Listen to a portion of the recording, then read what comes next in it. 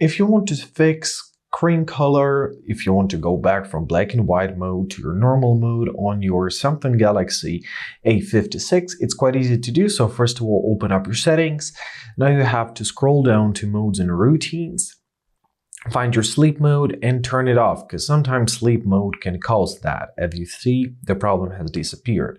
If the problem still persists, you may check your accessibility. So open up your settings, scroll down to your accessibility tab. So here we gotta find our vision enhancement. In our vision enhancements, let's find our color correction. And make sure that it's turned off, because sometimes it may cause this glitch.